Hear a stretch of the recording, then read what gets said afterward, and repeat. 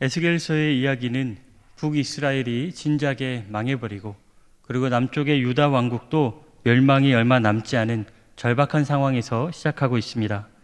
당시 남유다를 위협하는 느부갓네살 왕은 중동 지역 전체를 차지하려고 하는 야심찬 정복자였습니다. 이런 느부갓네살에게 복종하지 않고 은근히 애굽에게 의지하는 유다 백성을 징벌하기 위해서 그는 주전 597년에 군대를 이끌고 예루살렘을 포위하였습니다.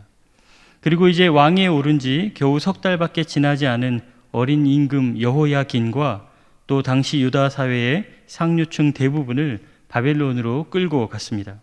그리고 이때 끌려간 사람 중에 한 사람이 바로 에스겔이었습니다. 그는 유서 깊은 제사장 가문의 사람으로 이렇게 풍전등화와 같은 유다 왕국의 운명 앞에서, 그것도 바벨론의 포로로 끌려간 상태에서 하나님께 선지자로 부름받았습니다. 그리고 에스겔은 주로 두 가지 주제로 하나님의 말씀을 예언하였는데, 먼저는 하나님의 엄중한 심판을 선언하는 것입니다. 예루살렘이 죄악으로 말미암아 선민의 자격을 상실하였고, 그래서 이 심판을 결코 피할 수 없음을 안타까운 마음으로 선포하였습니다. 그리고 예루살렘은 이제 무너질 것이고 성전은 더럽혀질 것이며, 그리고 이미 이곳에 끌려와 있는 유다 백성들도 쉽사리 자기 고국으로 돌아갈 수 없다는 것을 엄중하게 경고하였습니다. 하지만 사람들은 에스겔의 예언을 가볍게 여겼고, 그리고 결국에는 선지자가 예언한 모든 것이 현실로 일어났습니다. 587년에 바벨론의 군대가 예루살렘을 완전히 짓밟은 것입니다. 이렇게 선지자의 경고가 현실로 바뀌자 선지자의 임무도 변하기 시작했습니다. 하나님의 말씀을 듣지 않아서 망해버린 것을 더 이상 책망하거나 야단치지 않으시고 오히려 지나치게 낙심하거나 좌절하지 않기를 선지자를 통하여 위로하고 권면하였습니다. 그래서 에스겔서의 전반부는 이 이스라엘의 죄악을 근거로 하나님의 심판의 확실함과 엄중함을 선언하였다면, 후반부에서는 하나님의 은혜를 근거로 아무리 망해버린 나라라도 하나님께서 다시 회복시키실 수 있음을 예언하고 있습니다. 그 중에서도 오늘 본문 에스겔 47장의 말씀은 새 성전에 관한 환상의 말씀입니다. 성전에서 흘러나온 물이 완전히 황폐해버린 이스라엘 땅을 다시 치유하고 회복시킨다는 내용입니다. 이 말씀을 강제로 끌려와 있는 이 에스겔의 시선으로 한번 살펴보십시오. 자기 입으로 이스라엘이 망할 것이라고 예고했지 않습니까? 또 자기가 말한 대로 이스라엘이 완전히 망해버렸지 않습니까? 그런데 이제는 하나님이 그의 시야에 이 모든 것이 다시 치유되고 회복되는 환상을 보여주고 계십니다. 하나님이 엄중하게 말씀하시기를 아무리 망가진 이스라엘이라도 하나님이 다시 복되게 축복하시겠다고 선언하고 계십니다. 이것이 그에게 얼마나 감격스러운 말씀이겠습니까? 사실 우리도 이런 말씀을 하나님께 듣기를 사모합니다. 우리도 이스라엘 백성들처럼 완전히 황폐해져 버린 삶의 영역이 있기 때문입니다. 치유받고 회복되기를 소원하는, 오랜 시간 그렇게 기도해왔던 우리의 삶의 은밀한 자리가 있기 때문입니다.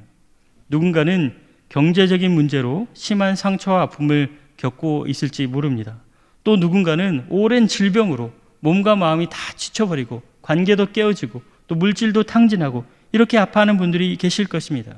가정 안에서, 직장 안에서 도무지 해결되지 않는 원망과 다툼 때문에 항상 마음이 눌려 계시는 우리 교우님들도 있으실 것입니다. 이럴 때에 우리는 어떻게 하나님의 치유와 회복을 바랄 수 있을까요? 죄악으로 완전히 망해버린 나라까지 회복시키시는 하나님께서 나와 내 가정과 내 일터와 그리고 내가 속한 지역사회는 어떻게 치유하시고 또 회복해 하실까요? 오늘 말씀을 통해서 하나님이 어떻게 그런 일을 행하시는지, 그 원리와 원칙이 무엇인지, 그리고 하나님이 그렇게 하실 때에 내가 더 노력할 것은 무엇인지 함께 살펴보기를 원합니다. 첫 번째로, 치유와 회복은 하나님을 만나는 자리에서부터 시작됩니다. 예루살렘의 성전에서 물이 스며 나온다는 것은 쉽게 상상할 수 있는 일은 아니었습니다. 왜냐하면 실제 예루살렘 이 주민들이 먹는 물은 성전 아래쪽에 위치한 기드론 골짜기에 있었습니다. 기드론 골짜기에 기혼샘에서 나오는 물을 주급수원으로 사용했습니다. 그럼에도 불구하고 성전에서부터 물이 발원한다는 것은 결코 물리적으로 가능한 일도 아니고 상식적으로 이해할 수 있는 현상도 아니었습니다. 따라서 이 물은 하나님의 강권적인 의도와 계획으로 인한 것이 분명했습니다. 1절 말씀, 그 장면을 우리 다시 한번 함께 보시겠습니다. 그가 나를 데리고 성전 문에 이르시니 성전의 앞면이 동쪽을 향하였는데 그 문지방 밑에서 물이 나와 동쪽으로 흐르다가 성전 오른쪽 제단 남쪽으로 흘러 내리더라. 이렇게 모든 것을 치유하고 회복해 하는 물이 기존의 기혼샘이 아닌 성전에서부터 시작되었다는 것이 중요합니다. 우리는 흔히 문제의 원인을 항상 현실의 상황과 조건에서부터 찾았습니다. 왜 안 되는지, 왜 실패했는지, 왜 다투었는지, 왜 깨진지, 왜 여전히 아프고 쓰린지, 그 모든 이유를 항상 우리 삶의 현장인 기혼샘에서 찾았습니다. 그래서 매번 남편이 문제고, 부모를 잘못 만났고, 태생이 못 낳고, 그래서 남는 것은 원망과 불평뿐이고, 이 모든 것이 우리 삶의 상처로 남았습니다. 하지만 이 모든 것을 내가 다 주관하고 새로 정할 수 있다 하더라도 기혼샘에는 치유하거나 또 회복해야 하는 능력이 있을 수 없습니다. 그곳에서는 잠깐의 만족과 유익만 누릴 뿐입니다. 육체적 목마름만 해결하는 것이 바로 기혼샘입니다. 그 샘에서 아무리 많은 물을 충분하게 마셨다 할지라도 내일 또 목마르는 것이 바로 기혼샘입니다. 여러분 한번 스스로를 돌아보십시오. 우리가 일상에서 거룩한 능력을 상실하는 그런 경우가 있다면 대부분 어떤 때였습니까? 불신자들 때문이었습니까? 아니면 세상이 너무 악하기 때문입니까? 아니면 나의 형편이 너무 가난하고 또 연약하고 또 불편했기 때문입니까? 물론 그런 것도 어느 정도 영향은 다 있었을 것입니다. 하지만 대부분은 우리가 먼저 하나님을 떠났기 때문입니다. 하나님을 떠난다, 사랑한다, 헌신한다. 우리가 많은 말은 고백했지만 실상 우리의 본심은 따로 있었습니다. 우리의 본심이 잘못되었음을 확인하는 가장 확실한 방법이 있습니다. 우리가 지금 치유받고 회복되기를 바랄진데 우리의 무엇이 치유되고 회복되길 바라십니까? 이스라엘 백성들도 똑같은 실수를 하였는데 이스라엘 백성들은 다윗 시대의 영광을 회복하길 바랬습니다. 다윗 왕국 시절의 그 강성함, 그 부유함, 그것을 다시 회복하길 바란 겁니다. 속된 말로 돈도 좀 벌고 남들 앞에서 떵떵거리고 이렇게 살고 싶은 것입니다. 그런데 하나님이 바라시는 치유와 회복은 하나님을 신뢰하고 철저히 신뢰하고 하나님을 온전히 사랑하던 그 처음의 믿음이 회복되기를 바라셨습니다. 이런 하나님의 바람과 이스라엘의 바람이 너무 다르지 않습니까? 따라서 하나님과의 관계가 회복되지 않으면 가족과의 관계도 회복되기 어렵습니다. 하나님과의 관계가 문제인 채로 다른 문제들이 다 해결돼 봐야 얼마 가지도 않을 것입니다. 오직 하나님과의 관계 회복이 모든 회복의 시작점입니다. 사랑하는 여러분, 오늘 이 예배의 자리에서부터 하나님과의 관계를 바로 하십시오. 하나님의 음성에 귀 기울이시고 하나님의 말씀에 순종하시고 하나님이 기뻐하시고 하나님이 바라시는 바로 그 자리에 다시 한번 나아가시기를 주님의 이름으로 축원합니다. 두 번째, 치유와 회복은 단계적으로 일어납니다. 그래서 결과보다는 과정이 중요합니다. 성전에서 시작된 물이 동쪽으로 흘러갑니다. 천사는 에스겔 선지자를 인도하여서 동쪽으로 흐르는 물의 깊이를 측량하게 하였습니다. 그 장면이 3절부터 5절까지인데 3절만 같이 보시겠습니다.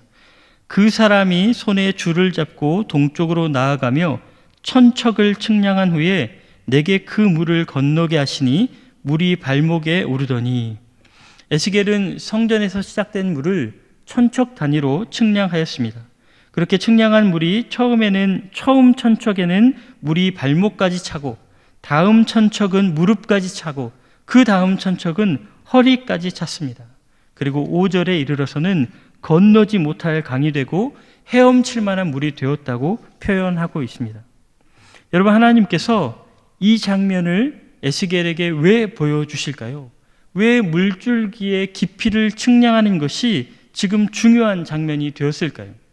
그냥 성전에서 시작한 물이 큰 강이 되었다, 이렇게 얘기하면 끝날 것을 왜 3절부터 5절까지 석절이나 할애하면서 그것도 천척 단위로 나누고 쪼개어서 에스겔에게 보여주고 계십니까? 우리는 하나님께서 은혜를 주시되 단번에 그리고 즉시 주기를 바랍니다. 병자는 치유받고 가난한 자는 부자가 되고 또 억울한 자는 보복하는 것이 바로 우리가 바라는 치유와 회복이죠. 하나님은 이렇게도 우리에게 은혜 베푸실 수도 있지만 대부분 많은 경우는 그런 것들을 이루시는데 하나하나 이끌어가는 과정들을, 단계들을 겪게 하십니다. 하나님은 치유와 회복이라는 결과보다는 치유되어지고 또 회복되어지는 과정을 우리와 나누시기를 바라시기 때문입니다. 만약에 단번에 우리가 치유되고 단번에 나의 소원이 다 이루어졌다면 여러분, 그때는 어떻겠습니까?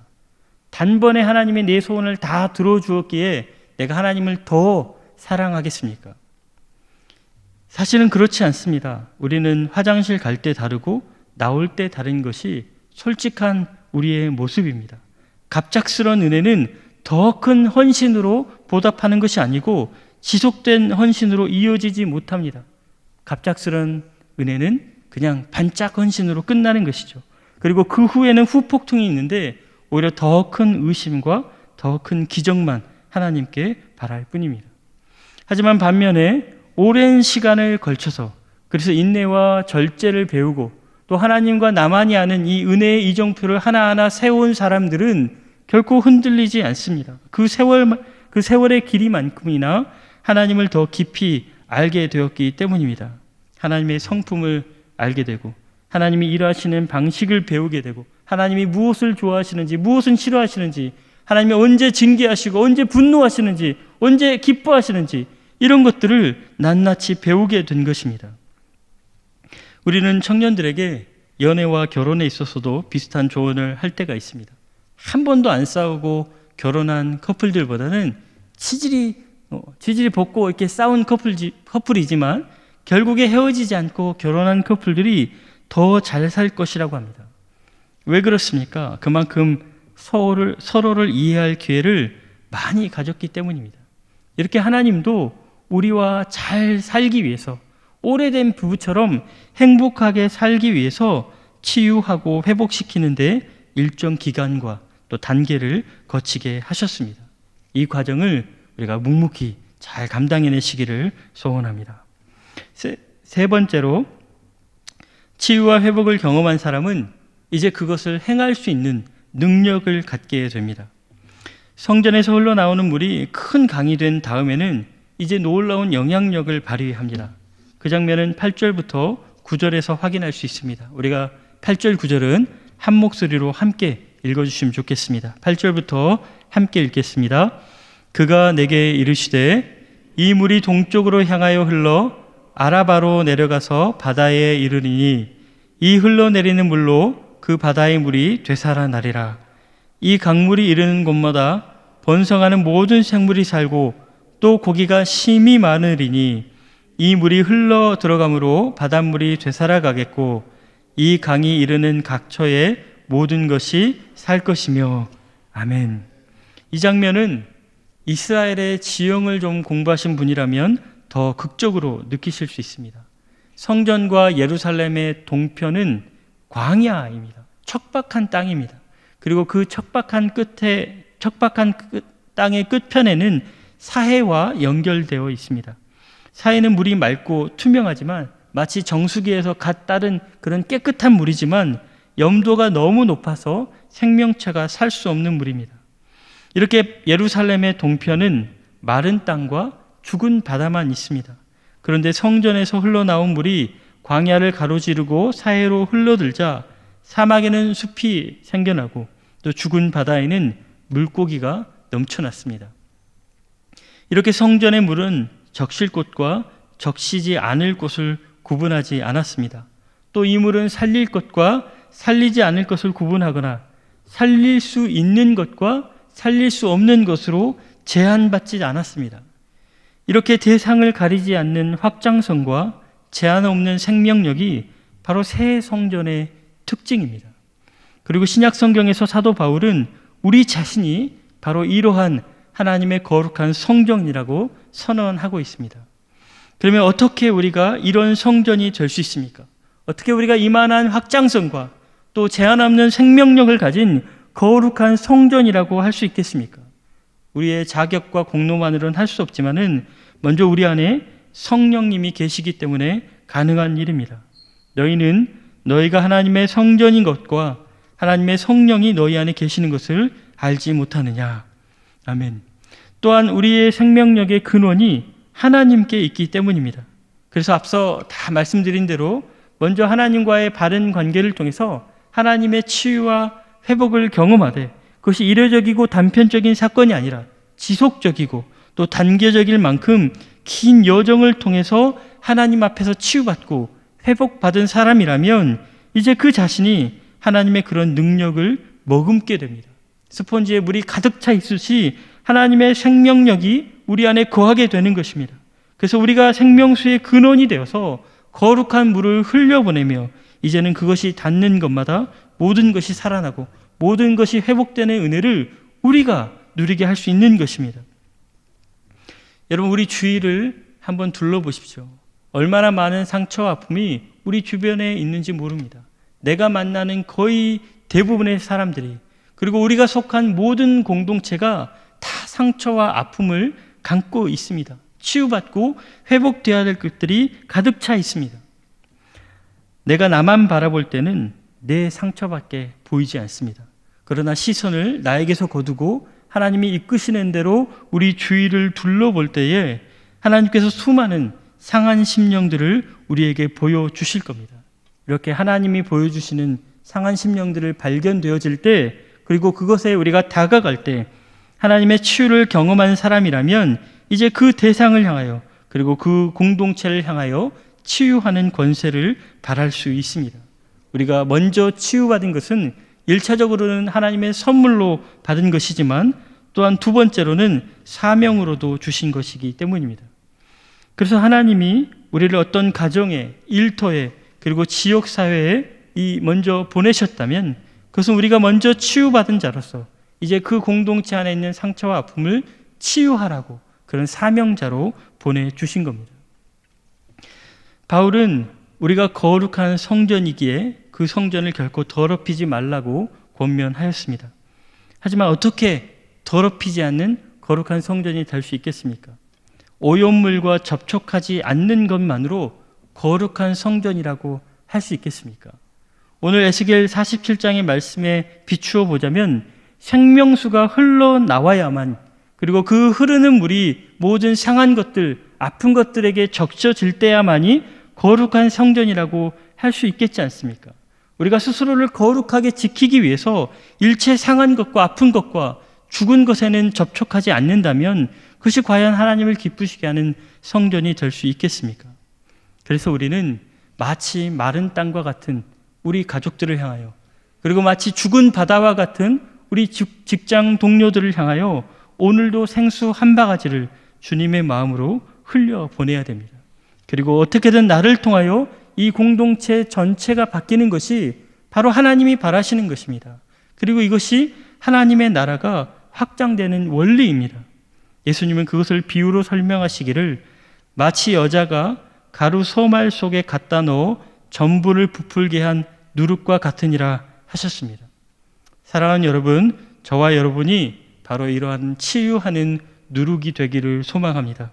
하나님의 은혜로 흠뻑 젖은 우리가 강팍한 심령을 가진 누군가를 향하여, 또 메말라버린 그런 눈시위를 가진 그를 향하여 그들의 마음을 적시고 눈가를 적시고 그의 삶을 하나님의 은혜로 적시기를 소원합니다.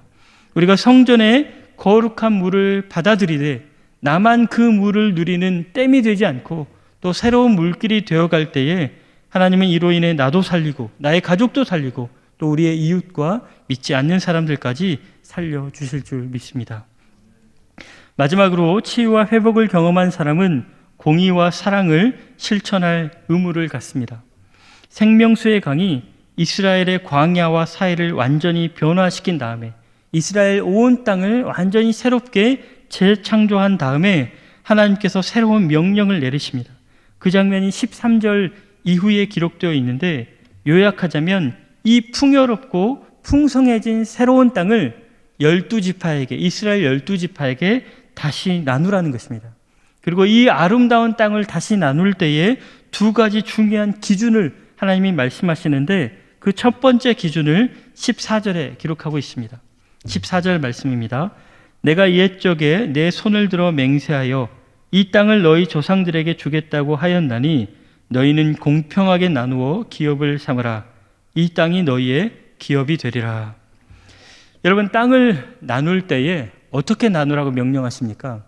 공평하게 하라고 하셨죠. 하나님이 주시는 아름다운 땅을 공평하게 나누라 명령하셨습니다. 그러면 여러분, 우리가 사는 이 사회는 얼마나 공평하다고 생각하십니까? 우리 사회는 땅을 나누는데 얼마나 공정하다고 생각하십니까? 후한 점수를 주시기 어려우실 겁니다. 그렇다면 누가 이 사회를 좀 더 공평하고 공정하게 만들 수 있겠습니까? 바로 하나님의 치유와 회복을 먼저 경험한 사람들입니다. 우리가 앞서 말하기를, 먼저 경험한 이 치유와 회복의 능력을 가지고 나와 접촉한 사람들에게 그 치유와 능력을 행하자고, 그렇게 흘려보내자고 우리가 말하였습니다. 그러면 그 구체적인 방법이 무엇이겠습니까? 우리가 그저 기도만 해주고, 기도만 많이 한다고 다 치유되겠습니까? 성경만 많이 읽어준다고 회복되겠습니까? 억울한 형편에 처한 사람들 입장에 공감해 줘야죠. 차별받고 부당한 대우를 받는 사람들의 입장에서 같은 목소리를 내어줘야죠. 그리고 이를 통해서 우리 사회에 좀 더 공정하고 또 합리적인 제도와 정책들이 더 많아질 때 비로소 많은 사람들이 하나님의 은혜 가운데 치유받고 회복받게 될 것입니다. 그래서 하나님의 공의는 치유와 회복의 결과일 수도 있고, 또 한편으로는 그 과정일 수도 있습니다. 먼저 치유받고 회복받은 자가 이러한 하나님의 공의를 자기 삶 가운데서 실천해야 될 의무를 갖는 것입니다. 이어서 두 번째 의무는 조금 건너뛰어서 22절에 있습니다. 22절 말씀 제가 읽겠습니다. 너희는 이 땅을 나누되 제비 뽑아 너희와 너희 가운데 머물러 사는 타국인 곧 너희 가운데서 자녀를 낳은 자의 기업이 되게 할지니 너희는 그 타국인을 본토에서 난 이스라엘 족속같이 여기고 그들도 이스라엘 지파 중에서 너희와 함께 기업을 얻게 하되. 하나님은 이 에스겔 47장 말씀의 마지막 대목에서 이스라엘 백성이 아닌 타국인, 즉 이방인에 대해서 이야기하십니다. 이방인은 전통적으로 하나님의 분깃을 받을 수 없고 이스라엘 백성들과 어깨를 나란히 할 수 없는 대상들입니다. 그래서 바리새인들은 이들을 부정하게 여기고 이들과 가까이 하지 않고 식사도 함께 하지 않았습니다. 하지만 하나님은 이런 이들에게 분깃을 나눠주며 이스라엘 백성들과 동등하게 대우하라고 명령하고 있습니다. 이전까지는 우리 공동체 안에서 배제되었고 차별받았고 소외되었던 사회적 약자들, 사회적 소외계층들을 본토인들과 똑같이 대하는 것을 하나님은 새 예루살렘 그리고 새 성전의 모습이라고 오늘 본문에서 분명하게 말씀하시고 있습니다. 이렇게 약자를 배려하고 섬기며 약자를 나보다 낮게 여기는 건 역시 치유받고 회복받은 사람들의 사명입니다. 그래서 치유와 회복의 정점은 사랑함에 있습니다. 그가 얼마나 사랑하는지를 보고 그가 얼마나 치유받았는지도 알 수 있습니다. 사랑받을 만한 사람을 사랑하는 것은 치유받지 못한 사람, 강팍한 사람, 여전히 큰 상처를 안고 있는 사람도 다 할 수 있는 정도의 사랑입니다. 그걸 누가 못하겠습니까? 하지만 사랑하기 힘든 사람, 나를 고통스럽게 하는 사람, 누구나 비천하게 여기고 멀리하기를 바라는 그런 사람까지도 사랑할 수 있는 것은 당연히 하나님 안에서 완전하게 치유받고 회복된 사람만이 할 수 있는 사랑의 방식입니다. 사랑하는 여러분, 하나님께서 이스라엘 백성의 탕욕과 우상 숭배를 얼마나 엄중하게 징계하셨는지를 다시 한번 생각해 보십시오. 예루살렘 성벽이 무너지고 성전이 불타고 수많은 백성들이 죽임당하였습니다. 온 땅이 황폐해지고 이스라엘의 소망이 완전히 끊어져 버렸습니다. 하지만 이토록 철저히 이스라엘을 징계하셨던 하나님께서 또한 얼마나 드라마틱하게 이스라엘을 회복시키고 계시는지도 여러분 다시 한번 주목해 보십시오. 성전 문지방의 물이 처음에는 스물스물 스며 나오더니 이내에 흘러나오고 이내 그 다음에는 솟구쳐 나오기 시작합니다. 그리고 그 물이 흐르고 흘러서 큰 강이 되더니 마른 땅을 적시고 사막을 적시고 죽은 바다까지 덮어버렸습니다. 우리 삶에 여러 가지 깨어진 문제들, 상한 문제들, 또 회복되지 않는 여러 가지 아픔과 고통들이 있지만 오늘 에스겔에게 보여준 이 환상처럼 하나님께서 우리의 삶의 모든 문제도 다 치유해 주시고 회복시켜 주실 믿습니다. 망해버린 나라도 하나님이 치유하고 회복시키신다고 약속하셨는데 우리 한 사람의 인생 그 정도까지야 하나님이 얼마든지 치유하고 회복시키지 않겠습니까? 이를 위해서 다시 한번 하나님 앞에 엎드리기를 원합니다. 하나님 만나는 것이 모든 문제의 해결책이었습니다. 또한 치유하고 회복되는 결과보다 그 과정이 중요하다 했습니다. 우리가 하나님의 이끄심에 인내하며 순종하며 그 과정 자체를 중요하게 여길 때에 하나님은 마침내 나를 공의의 통로로 사용하시며 사랑의 통로로 사용하시며 치유자로 또 회복케 하는 자로 세워주실 줄 믿습니다. 우리 안에 이런 소망을 가지고 다음 한 주간 살아가시를 소망합니다. 기도하겠습니다. 하나님 감사합니다. 우리의 상함을 불쌍히 여기시고 또 내버려 두지 않으시고 주님의 사랑으로 치유하시며 싸매시며 회복케 하여 주심에 진심으로 감사드립니다. 하나님께서 이미 이런 일을 시작하셨고 쉬지 않고 일하시며 마침내 이루실 줄 믿사오니 우리 눈에 보이는 상황이나 형편 때문에 우리가 먼저 포기하지 않게 붙들어 주옵소서. 특별히 성전 문지방에서 흘러넘치는 이 거룩한 물이 우리 삶의 현장에도 흘러들게 하시고 그리고 이제는 흘려보내게 하시며 그리하여 우리가 속한 모든 것이 하나님 나라 되게 하여 주옵소서. 예수님 이름으로 기도드리옵나이다. 아멘.